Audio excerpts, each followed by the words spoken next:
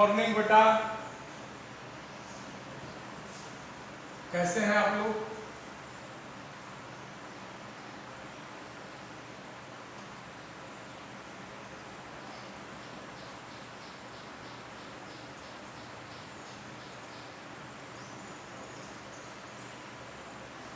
Good morning sir.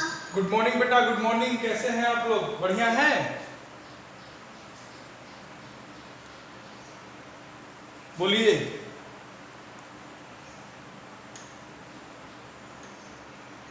कुछ पढ़ाई लिखाई की भी बात हो जाए। हम लोग बेटा सर्वनाम पढ़ रहे थे, याद है आपको? सॉरी, कारक। हम लोग कारक पढ़ रहे थे, सर्वनाम पढ़ चुके थे। कारक कारक में हम लोगों ने कारक की परिभाषा देख ली थी। कारक की परिभाषा क्या कहती है?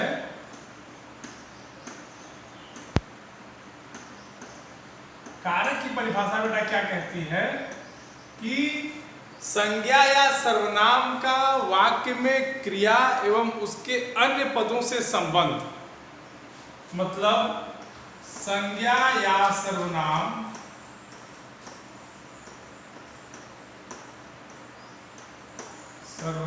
का वाक्य में अन्य पदों से संबंध, यही था। बोलिए। अन्य पदों से संबंध, ठीक, यही था। बोलिए। क्या बेटा?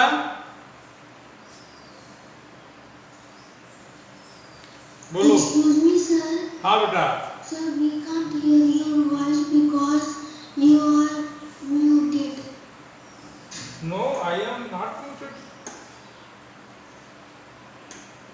अब सुनाई दे रहा है? Yes, sir. Yes, sir. Good morning, sir. Good morning, sir. Good morning, good morning. अब सुनाई दे रहा है? Good morning, sir. अब आवाज सुनाई दे रही है? Yes, sir. Yes, sir. ठीक ठीक, चलो। Yes, sir. देखो, हम लोग बेटा कारक पढ़ रहे थे, तो कारक में मैंने आपको बताया था कि संज्ञा या सर्वनाम का जिस रूप से वाक्य में अन्य पदों के साथ संबंध जाना जाए, ठीक, उसे कारक कहते हैं। फिर हम लोगों ने क्या पढ़ा था? कारक की परिभाषा पढ़ी थी। परिभाषा मैंने आपको बताया था कि संज्ञा या सर्वनाम के जिस रूप से उसका वाक्य में अन्य पदों के साथ संबंध जाना जाए। परिभाषा के बाद हम लोगों ने इसके प्रकार पे चर्चा की थी कि कारक कुल 8 प्रकार के होते हैं। क्यों? कारक के 8 प्रकार पे हमने चर्चा की थी। Yes, sir. तो उसमें हमने पहला आपको बताया था कर्ता कारक। Yes, sir. कर्ता कारक का चिन्ह आपको ने बताया गया था। पहला था कर्ता कारक, इसका चिन्ह क्या था? ने था कि नहीं था? दूसरा था कर्म कारक, इसका चिन्ह क्या था? साइन क्या था? को। Very good. तीसरा था करण कारक। हाँ हाँ, से के द्वारा। वेरी गुड, से के द्वारा, ठीक। अगला था संप्रदान कारक। के लिए संप्रदान कारक, इसका अर्थ था के लिए या को। हाँ, के लिए या को। इतना हो गया था हम लोगों का। क्यों? यहां तक चीजें हो गई थी।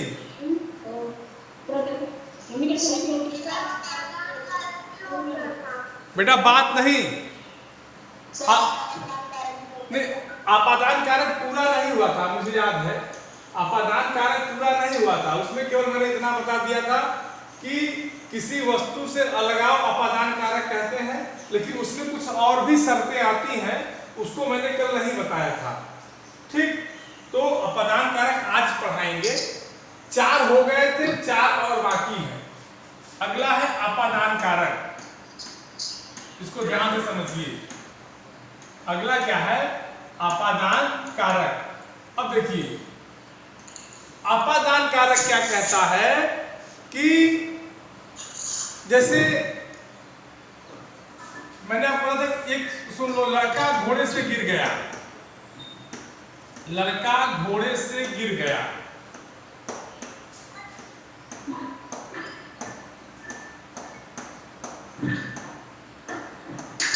गिर गया। अब देखो बेटा, ये बताओ लड़का इसमें संज्ञा होगा? संज्ञा होगा। और गिरना क्रिया होगी? बोलो। तो गिरना, तो लड़का अगर घोड़े से गिर गया तो लड़का घोड़े से अलग हो गया कि नहीं हो गया?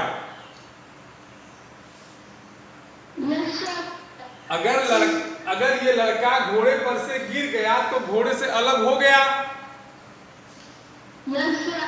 तो अब यहाँ इसकी परिभाषा क्या बनती है कि संज्ञा के जिस रूप से किसी वस्तु के अलग होने का ज्ञान हो, तो संज्ञा लड़का है और घोड़ा भी संज्ञा है। तो देखो लड़का घोड़े से अलग हो रहा है कि नहीं हो रहा है? हो कैसे रहा है? गिर के हो रहा है, गिर के हो रहा है। क्यों? तो परिभाषा कल मैंने बताई थी कि संज्ञा के जिस रूप से किसी वस्तु के अलग होने का बोध हो, जिस रूप से किसी वस्तु के अलग होने का बोध हो। क्यों? किसी वस्तु के अलग होने का बोध हो,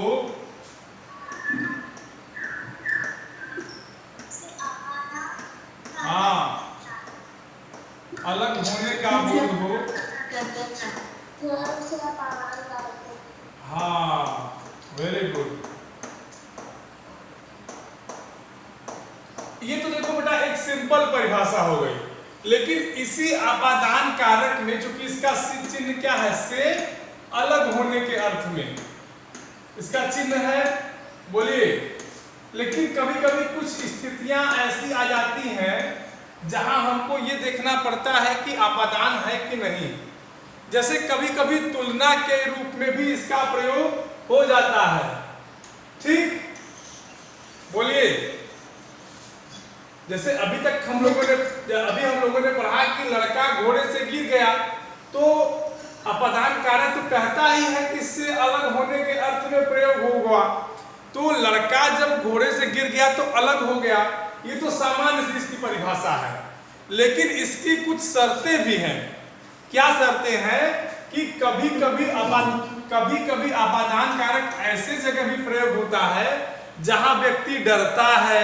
ठीक, डरना, डरने से या तुलना करने से भी भाव प्रकट होता है। एक चीज की तुलना अगर दूसरे से की जाए तो वहां भी अपादान कारक ही होता है। ये अपादान कारक की विशेष शर्त है। अपादान कारक से अलग होने के अर्थ में तो है ही, लेकिन कभी कभी ऐसी परिस्थितियां आ जाती हैं जब डरने का सेंस आ जाए या फिर तुलना करने का सेंस आ जाए, तो वहां भी हमको अपादान कारक ही प्रयोग करना पड़ेगा। बात समझ में आ रही है? अब देखो, कहोगे सर डरने का भाव कैसे आएगा? जैसे देखो, जैसे हम लोग हैं सांप से डरते हैं कि नहीं? बताइए। अभी हमारे सामने अगर शेर आ जाए या सर्प आ जाए, अभी मैं पढ़ा रहा हूं उसी क्लास में सर्प आ जाए, तो डरेंगे कि नहीं डरेंगे? बताओ, बोलो। अगर लिख दे कि बच्चा शेर से डर गया, बच्चा शेर से डर गया। ठीक, शेर से डर गया। तो जब इस तरह के वाक्य आएंगे बेटा, तो आप एकदम ये सोच लेना कि जहां डरने का भाव आ जाए वहां अपादान कारक होगा। मैंने लिखा है ना कि जहां डर, लेकिन ये कभी कभी होता है, हमेशा नहीं होता है। कभी कभी इस तरह के वाक्य अगर मिल जाए और कह दिया जाए कि इसमें से कारक बताइए, तो याद रखना कि अपादान कारक में कभी कभी ऐसी स्थिति आ जाती है जहां जब कोई डरता है, जब कोई तुलना करता है, जब कोई सीखता है, तो वहां अपादान कारक होता है। क्लियर? बोलिए। तो डरने के भाव में क्या होगा? बच्चा शेर से डर गया। क्लियर हो गई बात?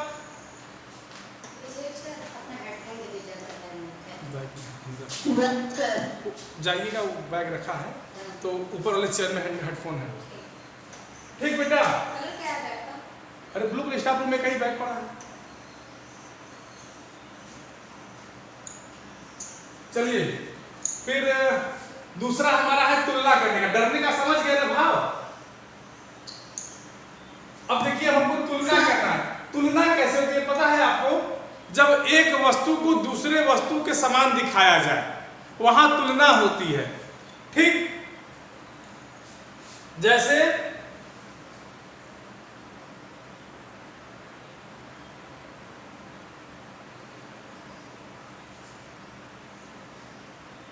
बताओ, कुछ बताओ तुम लोग। आपकी किताब में दिया है अदनान सामी अमजद खान से डर गया। अदनान सामी जानते हो कौन है? बोलो। अदनान सामी अमजद खान से डर गया। No sir. अमजद खान से क्या है? डर गया। से मोटा है। क्या बेटा? खान से मोटा है। हाँ हाँ हाँ। अदनान सामी जो है, अमजद खान, ये दोनों एक्टर हैं। ये फिल्म इंडस्ट्रीज के हैं। अदनान सामी सिंगर है और अमजद खान एक्टर है। ठीक है? तो तुलना किया जा रहा है कि अदनान सामी जो है अमजद खान से डर गया। तो डरने का भाव क्या होगा? बोलो। तुलना होगा कि नहीं? अरे सॉरी, डरने का भाव अपादान कारक होगा कि नहीं? बस इतना होगा कि नहीं? अब यही हम चेंज कर दें, अब यही चेंज कर दें कि अदनान सामी अमजद खान से मोटा है। अमजद खान से क्या है? मोटा है। तो तुलना हो गई कि नहीं हो गई एक दूसरे की? क्योंकि अदनान सामी तो मोटा है, तो अदनान सामी को देखे हो कि नहीं तुम लोग? ये बताओ। नहीं देखे हो?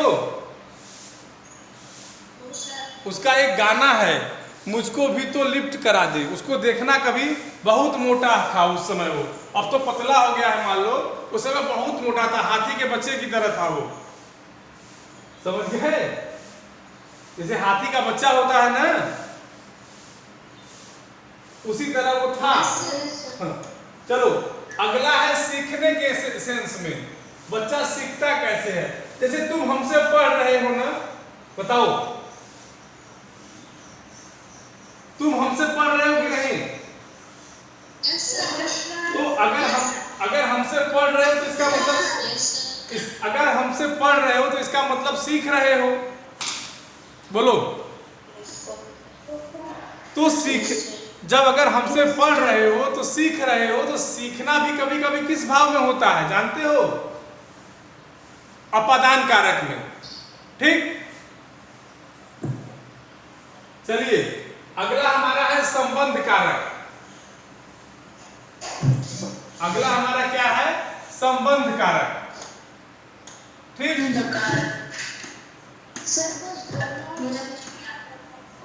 क्या बेटा? बोलो बोलो। अलग होना और डरना और सीखना बस आता है। नहीं, देखो, अलग होना उसका मेन है। बात समझो, अलग होना जो है उसका मुख्य है। लेकिन कभी कभी एक दो वाक्य आ जाते हैं जहां तुलना करने की बात आ जाए, डरने की बात आ जाए, सीखने की बात आ जाए, तो वहां अपादान कारक ही होता है। बात समझ गए? हाँ, ठीक। Yes sir. अब देखिए संबंध कारक क्या होता है। संबंध जानते हो ना, जहां एक दूसरे का संबंध दिखाई दे, ठीक, जैसे भाई बहन का संबंध हो गया, पिता पुत्र का संबंध हो गया, पेड़ और फल का संबंध हो गया, ठीक। तो ऐसे समझो, रवि राम का भाई है। रवि राम का क्या है? भाई है।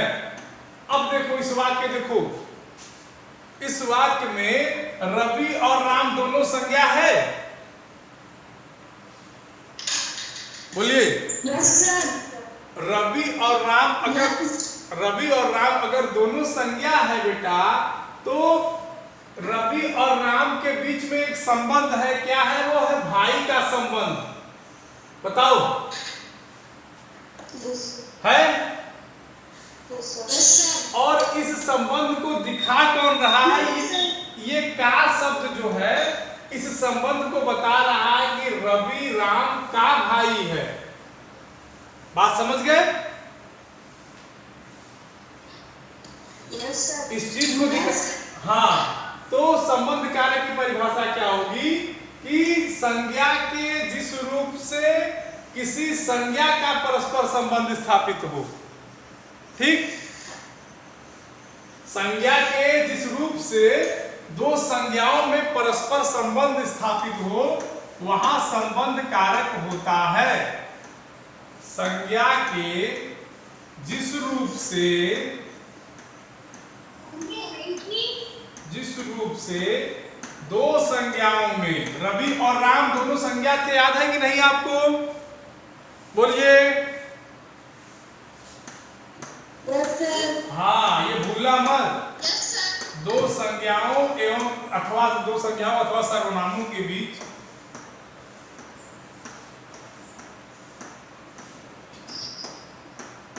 अथवा सर्वनामों के बीच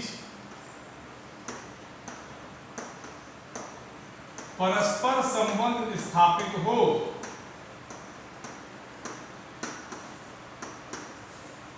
परस्पर क्या हो? संबंध स्थापित हो जाए, वहां क्या होगा?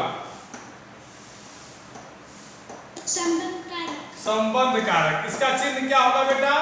का, के, की। हाँ, वही।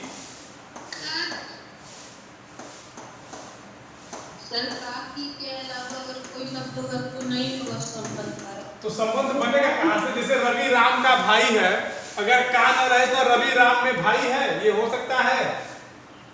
बोलिए। हो सकता है? नहीं हो सकता है?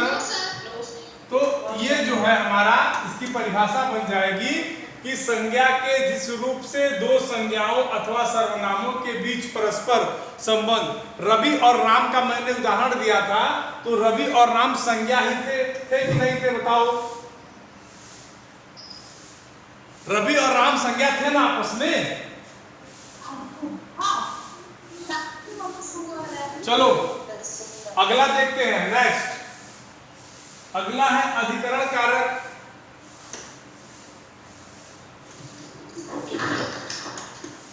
अगला हमारा है बेटा अधिकरण कारक। इसका चिन्ह होता है में, मैं, पर।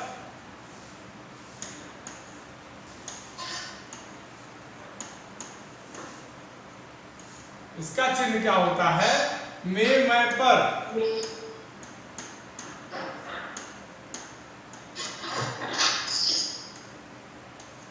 ठीक, में, मैं, पर। अब देखिए में, मैं, पर क्या कहता है। जैसे मान लो लिख दे पुस्तक मेज पर है। पुस्तक मेज पर है।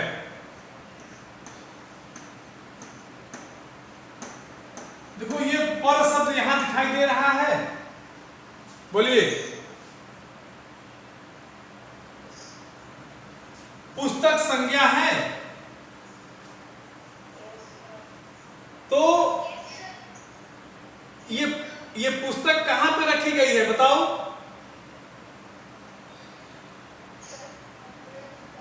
मेज पर रखी गई है। तो मेज का आधार बना है, मेज को आधार बनाया गया है।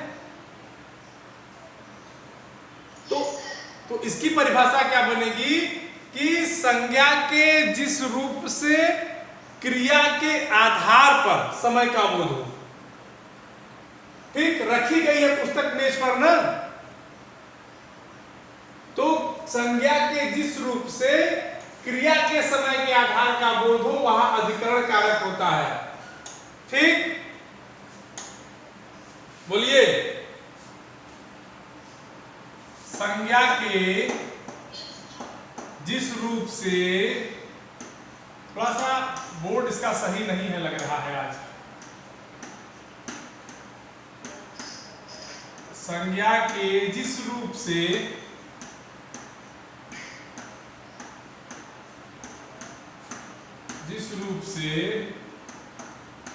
क्रिया के, पढ़ रहे हो ना, संज्ञा के जिस रूप से क्रिया के आधार या समय का बोध, क्रिया के आधार या समय का बोध हो,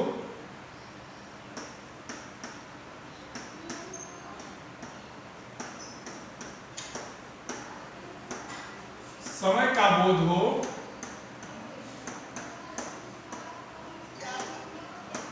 वहां क्या होगा, अधिकरण कारक होगा। बात समझ गए? चलो अगला है संबोधन कारक। अगला है संबोधन। एक बात और जान लो, संबोधन का मतलब होता है किसी को बुलाना। जब संबोधन का मतलब होता है किसी को बुलाना, किसी को पुकारना, चिल्लाना, यह संबोधन का मतलब होता है। ठीक, तो जब कभी भी किसी के बुलाने का भाव प्रकट हो वहां संबोधन कारक होगा। इसका चिन्ह होता है हे भो अरे, हे भो अरे, और इसका एक और साइन होता है ऐसे, एक खड़ी पाई देके नीचे बिंदी। ठीक, तो जैसे मान लो हम बुला रहे हैं, अरे लिखते हम, अरे कुत्ते ने काट लिया, अरे कुत्ते ने काट लिया।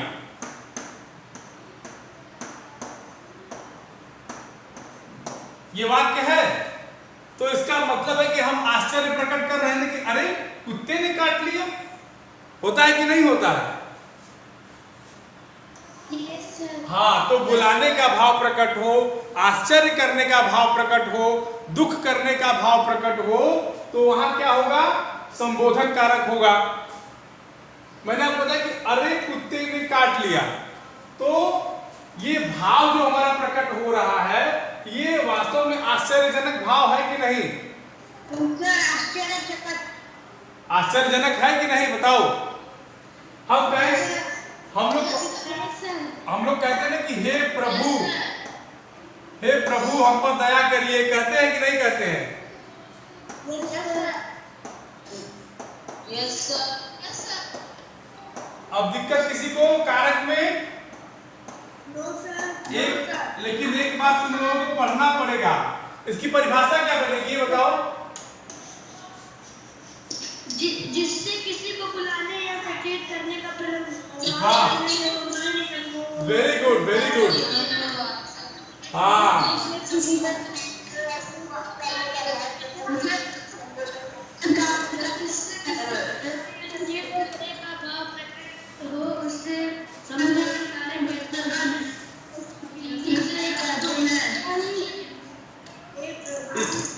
इसके बाद बेटा है संज्ञाओं के रूपों की रचना।